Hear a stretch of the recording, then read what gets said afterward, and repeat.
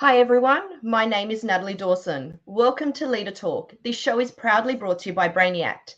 Each week we are meeting with incredible leaders from around the world to discuss all things leadership and business insights. Each person coming on this talk show has given up their valuable time for one very clear purpose: to give back to small and medium business owners. Today, Gus Arianto and I are fortunate to chat to our guest speaker, Phil Hayes-Brown.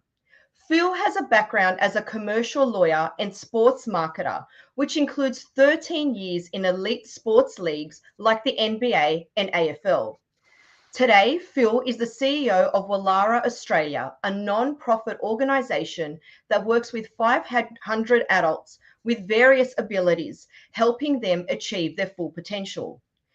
Phil is here today to reshape the conversation around disabilities, emphasising what people with disabilities can do rather than what they can't. Welcome to the show, Phil. Hi, Natalie. Hi, Gus. Thank you so much for having me. Hello, Phil. Thank you so much for donating your valuable time. We can't wait to share your insights. My pleasure. Great to get disability on the agenda. It is going to be a great discussion, but before we launch into our chat, we have two fun questions that we do want to ask you, Phil. And the first one we have for you is pineapple on pizza, yes or no? It's a yes for me. Now, I'm the only one in my family that says yes to that, and the others are horrified. But yes, pineapple, absolutely. Not on all of them, ham and pineapple. I mean, let's keep it real here. It's not on everything, but there is a place for pineapple on pizza, yes. And you are the only one here as well, I guess. Nat, are you a pineapple? No pineapple. So you are the only one here as well, Phil. Well, there you go. I like to be a rebel. I think there's always someone in the family that likes it. I think that is always the case. Definitely a conversation starter at dinner. And what about, Phil, if you could master any skill instantly, what skill will that be? That's a good one, isn't it? Well, I am a very ordinary swimmer. I swim in the bay here in Melbourne with some other people around my age, and they go out without wetsuits on all year. In the cold water. It's about 70 degrees now, the water in Melbourne, and it gets down to 9 or 10, and they're icebergers, you know, they swim all year round. And I would like the ability to withstand the cold water because I can't, and I wear a wetsuit as much as I can. But that's the skill I would love. I admire them a lot. That's an amazing one, isn't it? Like, yeah, we admire you for even doing that. Do you do that every day, did you say, or you swim weekly? Oh, 3 or 4 times a week. I went yesterday, 7 o'clock. I was in the bay swimming around. It's a beautiful experience, and the bay is an incredible asset. And something about that cold water shock therapy is good too. But no, I wear wetsuits as much as I can. I hear it's very good for you, definitely. Now, Phil, I gave a really brief intro into who you are at the beginning of this show, and we're hoping you can actually share your story with us. Tell us more about yourself, your incredible background, and what it is you do today. Yeah, sure, guys. And again, thanks for the interest. Well, I started out as I did a law degree, economics. I went into commercial law. I worked with a bank for a while, Hong Kong and Shanghai Bank. I tried buying and selling currencies for a while. I went back to school. I became a lawyer. So I was a commercial lawyer with Freehills in Melbourne. They're one of the big guys. And I loved studying law, but I didn't like being a lawyer at all. So I was looking for a way out of that after 3 or 4 years. And I wrote letters away because I wanted to get into sports. I heard about lawyers getting into sports, and I thought that would be a good job. And anyway, I wrote letters to everybody, and eventually NBA, the National Basketball Association, they responded. So and they gave me a job, head of consumer products for Australia and New Zealand. So that was a dream job for a guy that liked basketball, but not good enough to play at anything like that. So I did 12 years with them, moved around the world, had our kids, and anyway, left the NBA after 12 years and then ran commercial operations with Hawthorn Football Club and the AFL, and that was fun too. But after all that, I was a bit disillusioned by, I think, elite sports. Athletes get, live in a world of yes, get paid a lot of money for not doing much, and wanted to make more of a difference, do something with my life. So I applied for this job at Wallara 13 years ago, no idea really what it was. and it's the best job I've had. So I feel very lucky. And tell us, Phil, the transition from the commercial sector to a non-profit, was there a specific reason for the change? Did you want to go down this path? Because it's a big change. Massive change, yes. Well, the important pieces on that journey were our two kids, really. I've got two kids, and our boy Oliver is 23, and he started following basketball. I was working in it, of course, and it was my passion. And we moved, and I ran operations for the NBA in Singapore and Southeast Asia for a while, Paris for a while. He was born in London. Our first boy was born in London, and then we moved to Hong Kong, and we had our daughter. So Oliver went on to become a professional basketballer for a couple of years. So that was what a dream that was, to see him, love the sport too. He's just switched out of basketball, by the way, and joined the Richmond Tigers in the AFL. So go the Tigers. But so that was that run, if you like. But our daughter Phoebe was born in Hong Kong, and she's now 21, and Phoebe has a disability. So Phoebe is non-verbal and has a global developmental delay. That is the official diagnosis, which sounds vague because it is. She just has an intellectual disability, doesn't talk, and uses Auslan, so sign language, to communicate. So that is the reason that I knocked on the door for this job. I had no idea what disability services were. I knew it was important work. I didn't want to screw it up. I didn't know how my experience would be relevant to whatever they did, but I was curious. So I knocked on the door, and they gave me a job, and it's the best job I've had. Wow. Phil, can I just ask something, and I hope you don't mind, I relate. Sure. I relate something that I think is really, really important for someone to focus on, which is disabilities services, disability industry. So we can look after this particular community. But I just want to pick up your transition, because a lot of our audience are the owner of small and medium businesses.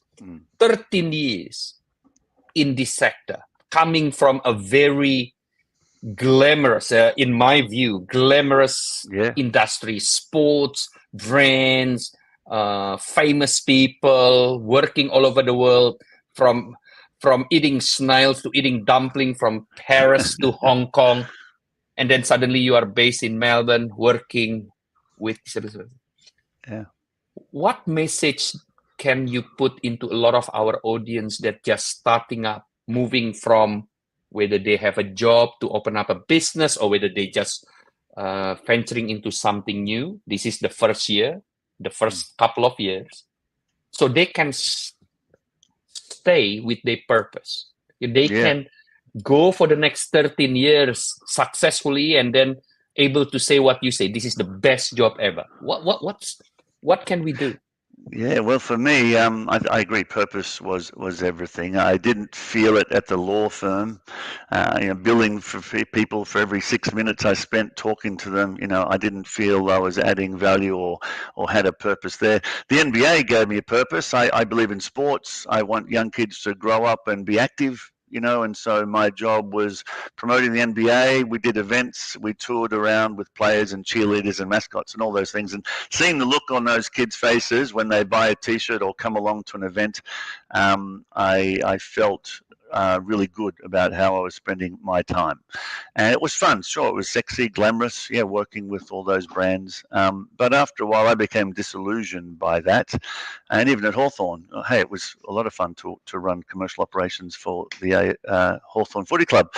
But those athletes don't really need my help. I'm not changing their life. People like me will come and go for elite athletes, and I just felt like I wasn't making a difference. It sounds a bit corny, doesn't it? But you just want to have some sort of purpose or feel good about your purpose. So, and that's when I was looking around, and I remember thinking at disability services, okay, what do they do? I've got no idea. My daughter then was 8. Phoebe was 8. So we realized we were part of the community. I never thought of myself as a carer, but that's what I am, you know, with our family. I'd met other families. She went to a special school. I was becoming more familiar or a bit more aware of the disability community that's out there.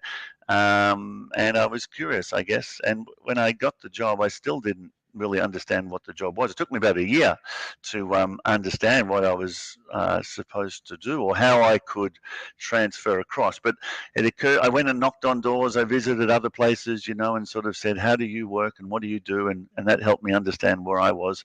And then it suddenly clicked for me, Gus. About a year, I'm a bit slow, but about a year, I sort of said, okay, at the NBA in Hawthorn, my job was to drive economic activity, media coverage, you know, whatever it was, to improve the conditions of the playing group. And the playing group at the NBA was Michael Jordan, you know, Kobe Bryant, Shaquille O'Neal. You know, they didn't need their conditions improved anymore, really, and it's even worse now. But in disability, I've got the same job. So Phoebe is part of the playing group now. I look at our clients, and we've got coaches who are trying to help them be the best they can be, and I think of them as athletes, really, and that gives me a lot of purpose because you certainly can make a big impact on someone's life in this role. Yeah, and I think for a small and medium business owners, this purpose can sometimes be overlooked. They're so busy for the day-to-day operations of running a business because it's a lot. You have so many hats that you have to wear that they lose sight of purpose. Phil, from this experience that you've had, anyone listening today that, you know, doesn't really know why they get up to do their job every day, they've lost that purpose. Is there any advice you'd give them? Because, I mean, clearly your purpose guides you every day, and we can see just through the screen now, we can hear it in your voice. And it's something that's overlooked, I think, in small and medium business owners, particularly with starting up. They've got all these different, as I mentioned, the hats. Any advice you'd have for them? Yes, yeah, for sure. I totally understand that world and talk to a lot of those businesses every day. So, and increasingly now, not only business owners, we're all people. We're looking for purpose, right? That's what drives us at the end of the day. That's what being human is about. And your employees are the same. So everyone's looking for a reason. Now, if you're selling services like I am to people with disabilities, you're reminded very clearly about your purpose every day, right? So it's in my face every day, if you like. I live it. But companies that we work with now, increasingly businesses are looking in their supply chains and they're saying, okay, are there people we hire into our workforce, you know, who maybe come from a disadvantaged background? How do we be more inclusive with our hiring? You know, diversity and inclusion. Everyone is on that bandwagon, trying to understand what it means for them. It's a lot harder, this stuff, in a small, medium business than a large business, of course. PricewaterhouseCoopers, big banks, they you know, the government, they've got plenty of room to bring people from all different backgrounds in. But if you're a small team, every person really counts, and the pressure is on a lot more. So you can hire people internally into your team. You can outsource work. I actually think outsourcing work to, you know, other organizations is easier. And so people outsource work to us. We maintain grounds for people. We mow lawns and maintain the grounds for St Kilda Footy Club, for example.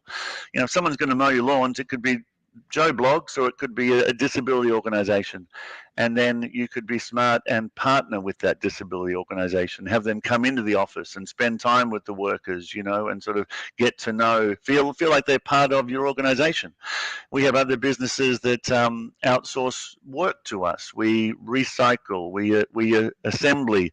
We're a warehouse storage organization. We provide catering to organizations. You know, there are lots of ways you can work with a community organization. It might be Indigenous, it might be disability, but there's a lot of community services out there, and we're all looking for ways to interact with the mainstream community and businesses. And so I encourage you, or any business out there, to think about that and to be open and go and knock on a few doors and talk to people. Phil, just to come back, you know, we talked few times now talking about disability services, disability community. when I hear about disabled, I'm thinking someone that have an accident and unable to, I'm sorry, but to say, maybe unable to walk or unable Yep. to see. Yep. Can you clarify this community so so our audience all over the world can understand this better as well? I think that's a great question and a great place to start, because I see the world that there's sort of three groups out there, guys, and I learnt this from my daughter, who was very social, but she presented differently. She doesn't talk, and she'd get up to play with the kids in the playground, and 1/3 of kids made a face and ran away in fear. Literally in fear. 1/3 of kids didn't seem to mind and would play with her, and then the middle group, the largest group, the middle group, would pause and sort of try to figure her out, and didn't quite know how to interact with her. And my wife or I would get up and say, look, this is Phoebe, and Phoebe can hear you, but she doesn't talk. Oh, why doesn't she talk? Oh, she uses her hands to talk. The conversion rate was massive. And then they sort of saw the person. I know that sounds a bit corny, but and they thought she was interesting. And we taught them a few Auslan signs, and they engaged with her. So that's what the world is like, Gus. The question you just raised then is that middle third. There's a lot of people out there who would like to know a bit more, don't want to embarrass themselves or offend somebody. What language we use? Okay, so let's talk about the disability community. Who are they? Well, in Australia, if the last survey, ABS survey, it's about 19% of people that tick a box to say they have some form of disability. That's 1 in 5. Sometimes you hear this 1 in 5 number a lot. But let's drill down into really a significant restriction on your life. Yeah, that's 1 in 10. 1 in 10 people have a disability, and so everyone Wallara works with is in that space. But let's think now for numbers. So Australia has 25 million people, thereabouts. That'll do for us now. 10% is 2.5 million people have some sort of significant restriction on their life. Okay, let's have another number now. 600,000. Remember, we were at 2.5 million. That was 10%. Remember, we reduced it down from 20%. Now I'm going to go down to the NDIS, the National Disability Insurance Scheme. That only looks after 600,000 people. So you can see that there are a lot more people living with disabilities than are covered by the NDIS, right? And that's why there's so much pressure on the NDIS. So that gives you a size of the population. But Gus, I think you were sort of talking about what sort of disabilities, what's the makeup of people out there? And you're quite right. There's the physical disability. There's people who are blind. There's people who are deaf. The largest two camps inside the disability tent are autism, which we hear a lot about these days, right? Rising rates of diagnosis, etc., and intellectual disability, or ID, as I call it, because intellectual disability, you get tired of saying that so many times. The ID community and the autism community together make up 65% of everyone in the NDIS. So those two camps. Now, I'll keep this short because I don't want to go on too long, but there's a spectrum, isn't there, with everything? Right? There's a spectrum for autism and there's a spectrum for intellectual disability. So my daughter Phoebe has I think it's a moderate or mild intellectual disability. It's not easy to assess this, but she doesn't talk. Her favorite entertainer is Emma Wiggle. If there's any Emma Wiggle fans out there, she went to the Wiggles the other day. She's 21. That's never going to change. Phoebe has a social age of about 12. But she loves Taylor Swift, and so it's this really interesting mix of mental age, cognitive ability, etc. But there's a spectrum for everything. So there's high support needs and low support needs. But the people, Gus, I'd love to show you, and Natalie, in any business, if you walk through our warehouse, you'll see people driving forklifts, right? With low-level intellectual, you might even call them a learning difficulty. But it's an intellectual impairment, and you've got people with intellectual disabilities, probably like my daughter, who are probably not going to have the concentration to ever work, one day. So it's a big community out there, and there's a lot of stigma and not a lot of awareness about, especially the ID group. Yeah. Phil, it's funny, when Natalie and I select our guest speaker. Yeah. Isn't it time go fast, Nat? A few years ago, we we have to work night and day to get a guest speaker. Now we have guest speaker from all over the world, and we have your name. And I have to be honest, sometimes when a leading leaders from organizations that touching a non-profit and disability services, I have to say that I'm thinking, how can your insight helps small and medium business all over the world?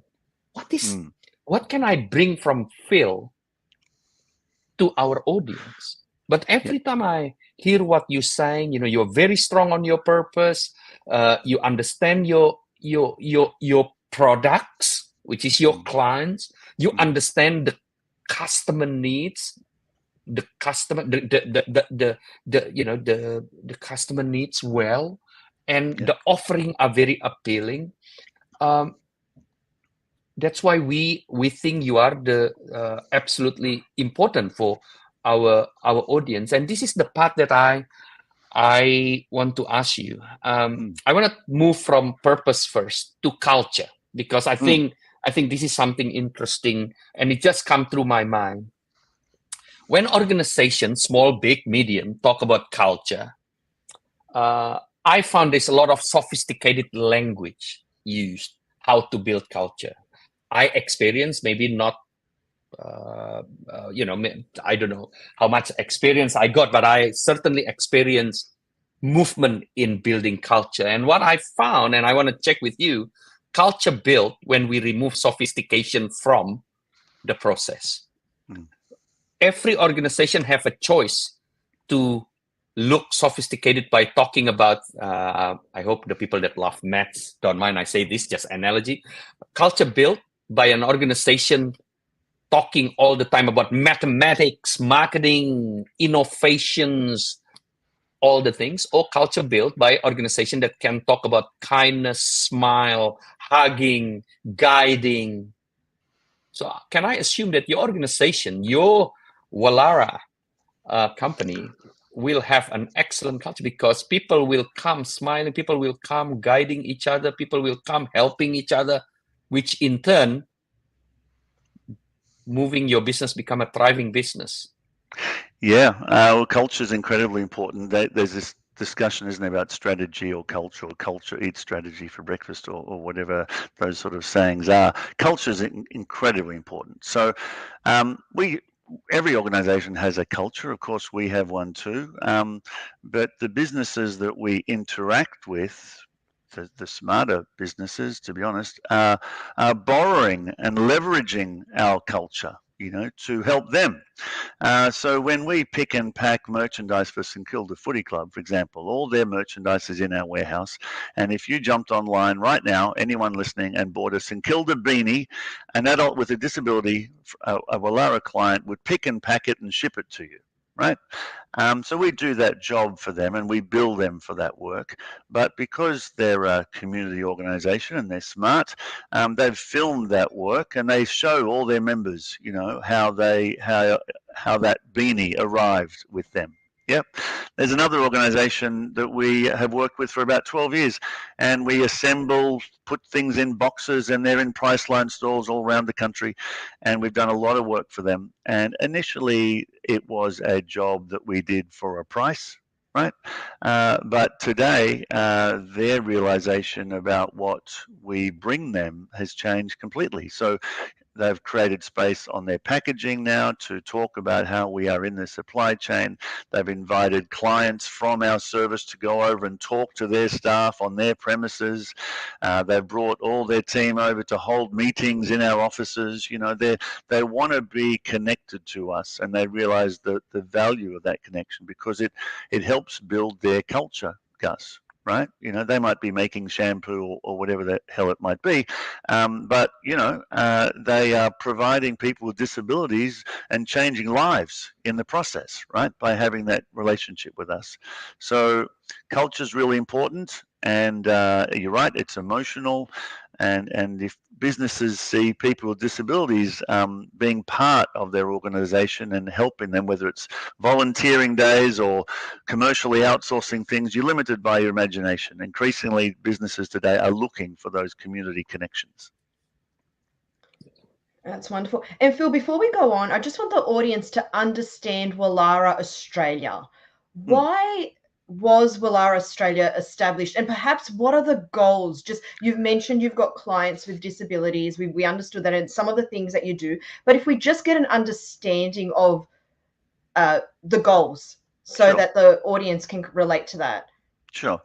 So disability, we said there's a big community out there, and service providers in the 60s, there was nothing around for these people. Yeah, there were no special schools, there was no disability sector, no government funding. So a lot of organisations sprung up in the 60s with help from Rotary clubs, Lion clubs, chook raffles, incredible hard work to create places and provide support. Then the special schools kicked in, and organisations like us grew. So Wallara started in Dandenong in 1959, and in a scout hall, I think somewhere, there were families who had kids just like me, and there was nothing for those kids to do. So they sort of started what really became a special school in those days. When the special schools started up, they started working with adults post-school to say, right, if your school is sorted now, what about work, what about life, and how, where are you going to live? So that's what organisations like ours focused on in those days, and they're still the main services we provide. We have 42 residents who are living independently in a shared homes, across the place, just like I lived in share homes through, when I was younger, and sometimes they get on with their shared flatmates, sometimes they don't. And Wallara staff are in that house helping them, be safe and getting them to appointments and overnight sleepovers and all the rest. So we're helping support them in the house. We're helping them find work. We all know how important having a job is. Gives us mental health. We earn a paycheck is pretty nice too. Social connections, pride. A job means so much. So we love going out and helping people with disabilities find work, because that is truly life changing. And then people like my daughter who are not in paid work yet. And we want her to have a social purpose, to feel good again about getting out of bed, volunteering. Phoebe volunteers at St. Vinny's in an op shop, and helps them keep the store. I hope she helps. She probably makes more mess than helps, but anyway, that's okay. She's there, and she thinks she's helping, and it's great for them to have Phoebe around. So that's what disability services are about. There's a big community. They're all looking to be the best they can be. They want a social purpose, or they want a job, or they want some independence, and they can't stay at home with mum and dad forever. So that's what these services do. And I love it. I think it's a real privilege. Sometimes, Natalie, people say, how long are clients with you for? Is it like TAFE or university, or, do they move on? The answer is sometimes people are with us for 6 months or a year. Sometimes people are with us for 60 years. I've got people today who are 65 or 70 who started with Wallara when they were 5. And they're living now in a house with some friends, and they go back to the old days. It's incredible. And what a privilege to help someone over that lifetime. It's a real responsibility. We take it seriously. But sometimes people are with us for as long as they need to be, I guess is the answer. Yeah. Phil, you mentioned before, your organization, do service, the industry or other companies, whether it's lawn mowing or whether it's outsourcing supply chain, things like that. And that's good, I think, because any company that utilizing your service will also touch a greater purpose of humanity, helping others, and etc. Yep. But I just I wanna be real around this. If I have a small business, say my business required merchandising for promotions. We just about to come to Christmas, and we need some merchandise for our clients. We can go to contact Natalie Dawson. She got a marketing company that's doing this. I know that she will charge me X, Y, Z, and I know the quality, and if there's a problem, I can call her without any care factor. Hey Nat, your product is no good, blah blah blah, and she might like it, she might not. I don't really worry, because it's a business. We call it, it's a business. But we're working with people that we have to have extra care. Look, Phil, I don't have time maybe to do this. I found it. I worry that my engagement with this community or with you might create extra job.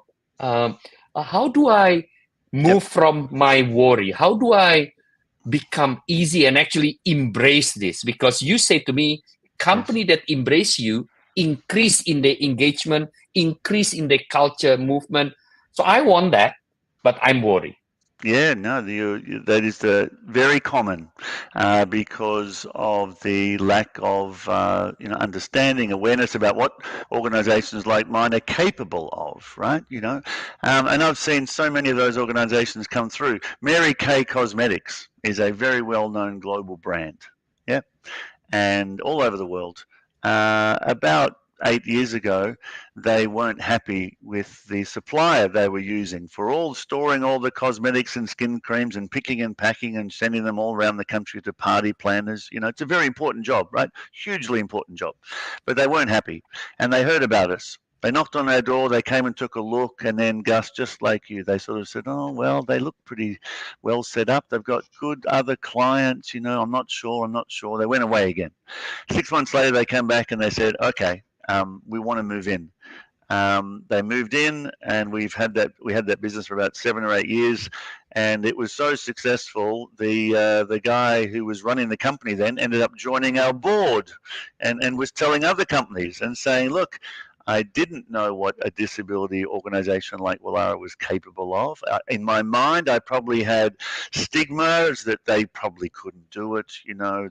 They wouldn't be accurate. They'd make mistakes. It would create more work. Gus, all those things you were just mentioning then, they are very common, right?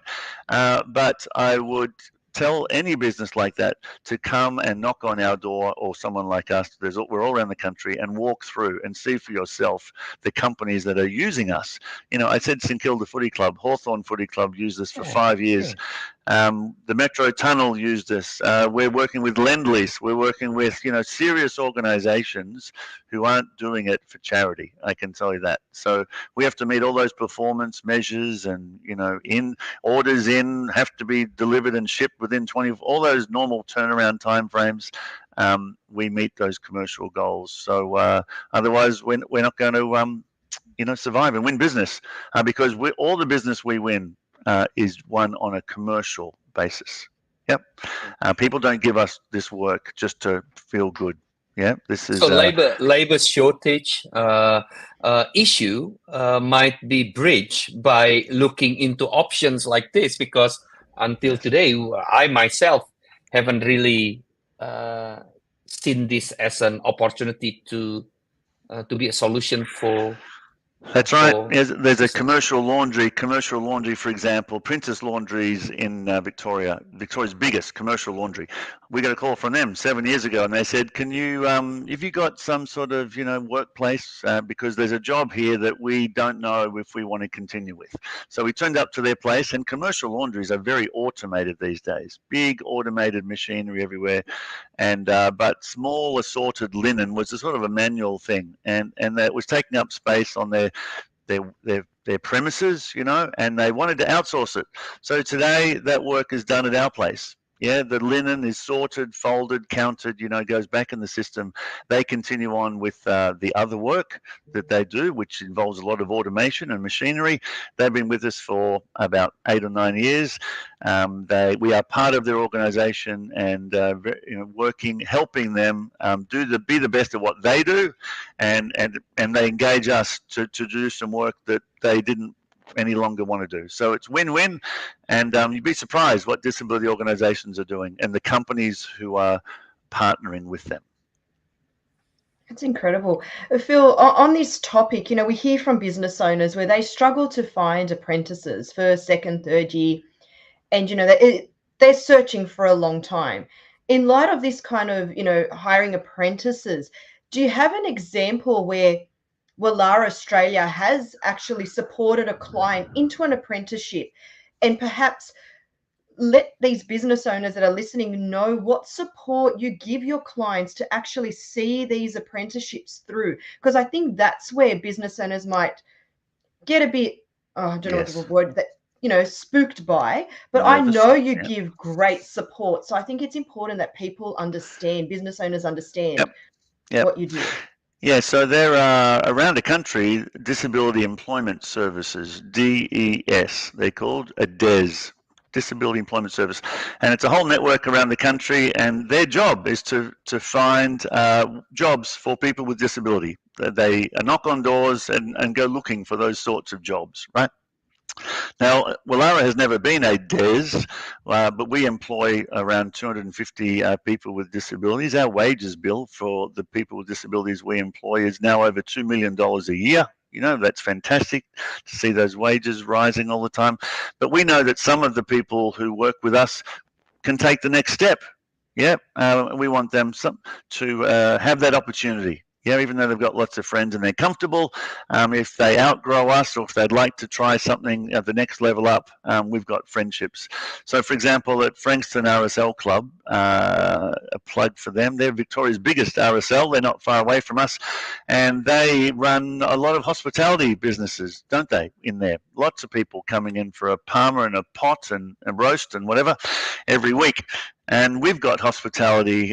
We run 3 different cafes at Wallara because a lot of our clients love pouring a coffee and working and serving tables and waiting on customers. And so we said to the RSL, look, some of our A-listers, some of our best performers are ready for the next step, and we'd love you to consider them.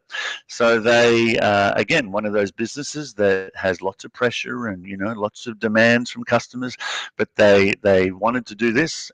They brought their entire leadership team to us for about 3 hours to see the training we were providing and see the work they were doing with us inside our setting, and ask all the questions they wanted to ask, so that they were all understanding and ready then for the first few people that came and got shifts. And we've had 5 people now pick up shifts in the Frankston RSL Club, which is pretty cool. And one other story. There's a boy who's been in my daughter's class all the way through. Patrick Wheel is his name. He's 21. He's the same age as Phoebe, and so he's at a special school from 5 to 18, super kid on the autism spectrum. He was with Wallara for 18 months, working in our land management services area, mowing lawns, brush cutting, all that sort of stuff. He's now got a job as an apprentice at Mornington Golf Club in turf management. So Patrick's gone. He didn't need us any more than that. He's in the world of open employment. He's got an apprenticeship, and we'd love to see a lot more people like that, either through RSL clubs, through pubs and clubs, through golf courses, through small businesses. There are jobs there, and if you open your eyes, you might be surprised at some of the people who are keen to fill them and become great workers for you. Mm-hmm. And what are the challenges, Bill? If we are a small business and we want to embrace this, what are the common challenges that we should know? Sure. If we wanna employ, we wanna give this a chance, because we know the benefit through the purpose, the culture build, the extra benefits that every organization want to have. What are the common things that we should know? I think it's very important to approach it seriously. You don't jump in because I've got a shortage. Who can I get to plug the hole? Yeah, that would be a disaster. Yes, if that was the only driver. It's okay if that's part of the driver, but you need to approach this carefully. You need to talk to some people, and you need to educate your current workers who are going to be working with that new person, obviously, right? There's lots of, so we go into the RSL Club, as I said, and we spent time with their entire leadership team, and we do that with all of the employers we work with to help answer their questions, help check what's the work site like. Does everyone understand, or teach them, educate them about disability, and just hold their hand through the process. It might be that our client comes down for a visit a few times over a few weeks. It might be that worksite comes to visit the client working at our place and also understand their world, a few times. So there's a transition phase there where we all slowly move forward, and get educated about each other, and set the expectations right, make sure everything is set up for success. Now, Gus and Natalie, we know that every job in the world works out, don't we? Yes, sometimes despite all the best planning, what happens, if things change and I can no longer, that job doesn't exist anymore. We've restructured. So we understand that, and that's why we're there.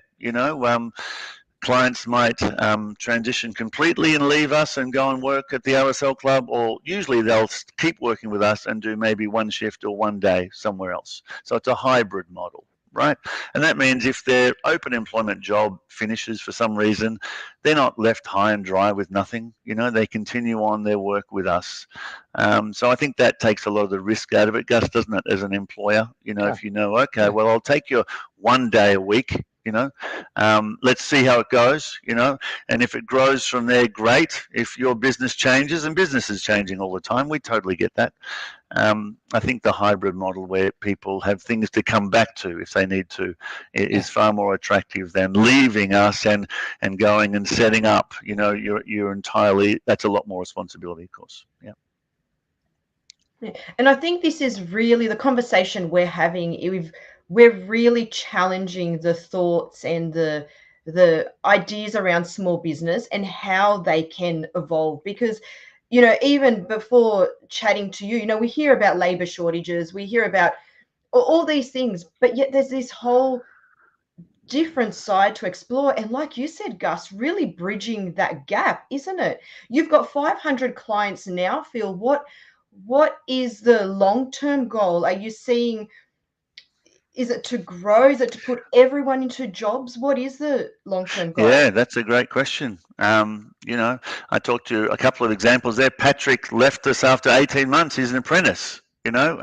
Phoebe is with us at home now. Eventually she'll move out of home. I don't know when that will be, but it happens to everyone. Her mother, my wife, is terrified about that day, but it will come, won't it? It will come. Phoebe needs to go and live her own life, with a couple of friends and be independent. So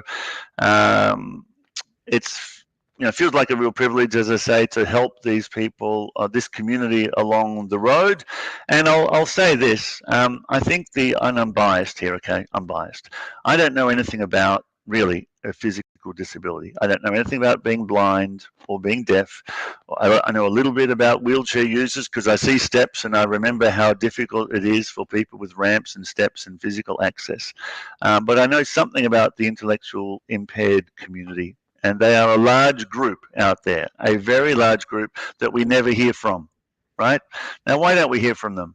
Well, because they're literally, like my daughter, some of them are voiceless. Yeah, they're not articulate, right? Now, people out there, who do we hear from in the disability debate? We hear from people with physical disabilities. Yep. And they're wonderful people, very well-meaning. And Dylan Alcott is a legend in Australia, isn't he? Fantastic. The guy wins tennis trophies and, he's on TV and he does music festivals and, he's very inspirational. And that's great. But I hope over time, and I encourage small businesses to take a look at the intellectual disability community. There are a lot of people who are very, very capable and keen to work. Across Australia, there are nearly 20,000 people in supported employment. Right now, by support, that's what we provide, supported employment, 20,000 people. And the line that I like to use, guys, is this is the truth. If you walk down the aisle of Bunnings, Coles, or Woolworths, you will see thousands and thousands of products on those shelves that are touched or packaged or delivered, somehow touched by an adult with a disability, probably an intellectual disability, and no one knows. So when I came into this sector, I thought to myself, wow. I visited these workplaces. I realized all these products that were invisible, and I thought we've got to change awareness here, because if businesses could walk down the aisle of Bunnings and see logos on packaging and go, and understand what was going on in these supply chains, they would be a whole lot more educated and aware. So I encourage you, reach out, come to our place if you want to. If you're in Melbourne, we love showing people through. But wherever you are, there is a disability service like us, and knock on their door and ask them what they do. Yeah, and how you might get involved. You'd be surprised.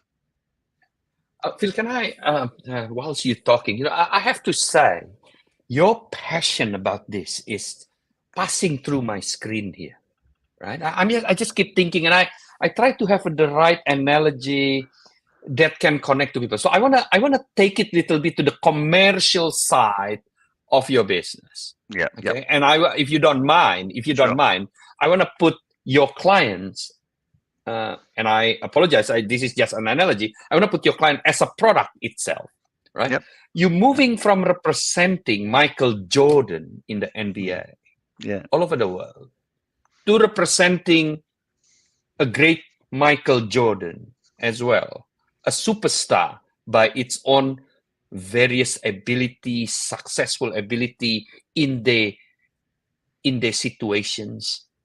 And then I compare it to other businesses, small and medium business. Yeah, if I'm opening a noodle shop, I don't know why I pick a noodle shop again, Nat, at 11 a.m. in Melbourne.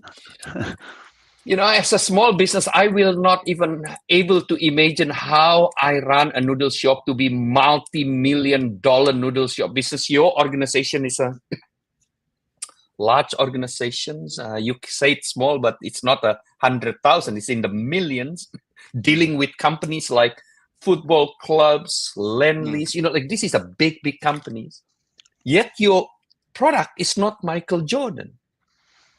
It's not Michael Jordan. So how do we businesses can learn from you, where you wake up every morning looking at things positively and selling with passion positively with what you have? This is what you have here.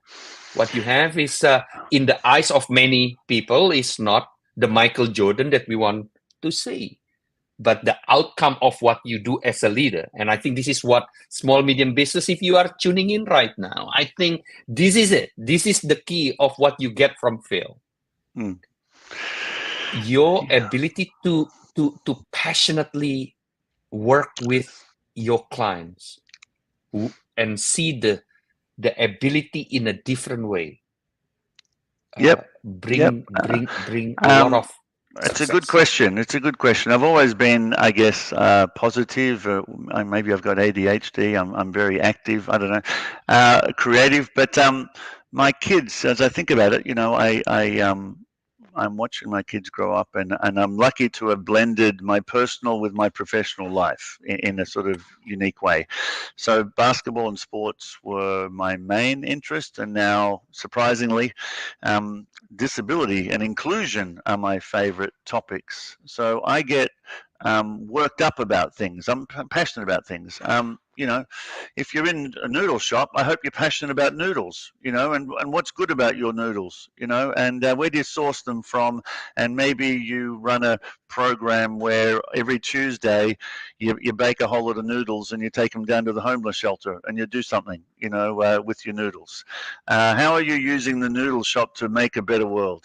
Are you just looking to sell to the customers who walk in the door, or are you going beyond that? So there are, what do your staff do on your volunteering days? Who cleans your noodle shop? Is it Joe Blogs, or is it some mental health service or an Indigenous service? Because, Indigenous things mean something to you.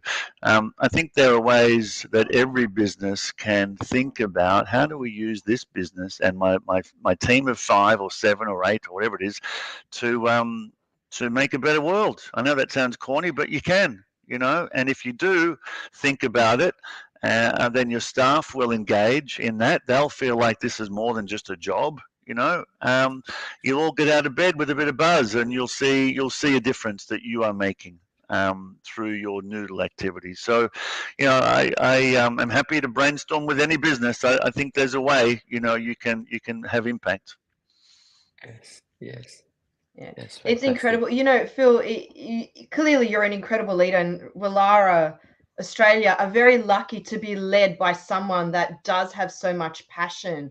You spoke about products, Gus, but with the clients, I have no doubt that every single client, their journeys, what they've done. I just want to make sure that our audience is aware that it's not just, picking and packing that Wallara Australia clients do. You mentioned, an apprentice, someone received an apprenticeship at a golf club, things like that. You also mentioned to me, and Gus, in our previous chat, there was also videographer work. I know there's a lot more to it. Can we just let the audience Forklift driving. Yes, right. yes. So can we just give a really quick rundown? Sure. Because it's a great chat, and I don't want people to just think this is all Phil, they can help us with. There is so much more, and you definitely challenged myself and Gus, and I'd love our audience to understand that. Yeah, sure. Great question. So the traditional sort of work, yes, is assembly, pick and pack, that sort of work has always been around, but there's a lot more of it these days with e-commerce, isn't it? Everyone's got a warehouse and picking and packing and shipping stuff to you somewhere. And it's not all done through Amazon and robots, right? So there's a lot of that e-commerce fulfillment work that's out there. And people like St Kilda, we're talking to other football clubs now, they're all realizing, why not use a community organisation to sort of do that work? But let's talk about more broadly. I've got people, we started to make some videos because I wanted to tell stories like this. I was proud about what we were doing. I wanted people to understand more what adults with disabilities did in their lives. So I said, let's make some videos. Then we started to teach some of our clients how to edit and make those videos and hold the camera, and think about creating a story. Now we're paying those clients in our media team. So we're a $30 million organization. We have a Facebook page and a YouTube channel, and we're even on TikTok. So instead of us making that stuff to tell the Wallara story, we've still got some of our staff in there, but the rest of the team is made up of our clients now in paid jobs, who are creating that content. We've got one of our clients now working in our IT team, and he was sitting in the back room doing picking and packing, and we said to him, what do you like to do? And he says, I like playing around with IT. And we said, well, let's have a look at that and see what you like. He's really good. So he's now working $28 an hour or something in our IT team, and 2 years ago was Employee of the Year. We've got people working in hospitality, front of house, back of house. You're limited by your imagination, really, aren't you? We've got some at reception, we find work for the clients we support, but we also have a business that does that. And I want to it makes sense, doesn't it, that we look for jobs inside that business for our clients so they can work on the business of Wallara and not just be a client. So it's a real variety that's out there. I've got another client with cerebral palsy. Bella is her name. She's amazing, who does graphic design with a computer. And because of her fine motor control difficulties, she's had to get a special mouse, to sort of, so that she can do graphic design on the computer. And she does amazing work. So I keep being surprised and learning about the talent within people. Yep, we do podcasts now. There's whatever the jobs that are out there. People with disabilities can want to be involved. Now that doesn't mean everyone with a disability can do anything. Everyone's got their capabilities and their limits. Patrick's driving and he's an apprentice. Phoebe's not going to be driving soon. So I am hoping, guys, that as a society we recognise disability comes in all types, and all different levels. And we need jobs at all types and all different levels. I think, we need, because having a job changes your life. Literally having a job changes your life and the people around you, and you get out of bed and you have a purpose and mental health and all the rest of it. So the more people with disabilities that experience jobs, the better. And I don't like it when people start to say, but it's not really meaningful, Phil, is it? Is that work meaningful? Oh, that's a horrible, judgmental word. God, Lord, have you seen people throwing the bags at the airport onto the, there's a lot of questionable work out there. Is that meaningful? Is mowing a lawn meaningful? Because it's going to grow back again in 4 weeks and need another mow. I mean, we all find meaning in our work, right? So work is work, and not every day is bloody great, right? But we have a reason to get out of bed, and we're pushing ourselves and getting through. So be careful about judgments like, is it meaningful or not? Sorry to get on a bit of a side rant there, but no, it's all been great. And Phil, for our listeners, they want to know more. Where can they go to for more information? Sure. Well, around the country, there are these disability employment services, DES. There's a whole network all around the country. They can certainly reach out to them. I'm at wallara.com.au. If people want to ask us something, they can contact us at wallara.com.au. But across Australia, there are some great organisations: Endeavour, Bedford in South Australia, Good Sammy in Western Australia. There are a lot of great workplaces, really progressive workplaces like us, and I'm happy to put people in touch with them wherever they might be. Amazing. And we are running out of time. So Gus, I am going to hand it over to you to wrap up the show for today. Thank you. Phil, before I wrap up quickly, on behalf of Natalie and I and Brainiac team, we just want to say thank you so much. I think what you do for the broader community, what you do is very admiring. It's unbelievable, and your passions will lead this to success. And thank you for sharing a lot of passion today. So this is my quick summary from Phil Brown from Wallara Australia. Success on business journey requires purpose.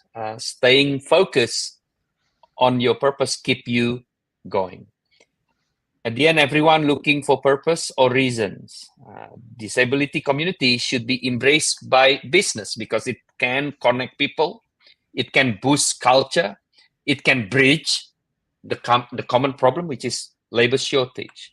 But if any business want to explore this opportunity, you need to embrace this opportunity very, very seriously, not just a short-term idea. Because at the end, we are talking about creating purpose. And purpose is not something that you want to have tomorrow and end by the end of the day. Feel working. The one common thing is be positive on your solutions. You can sell noodles or you can represent a very important community, like a disabled community. But one thing that you need to do is be positive. You know why you want to do this. And if your positivity can be contagious only if your purpose touch more than commercial intent. Have more. Give a reason. If at the end you said everyone needs a reason.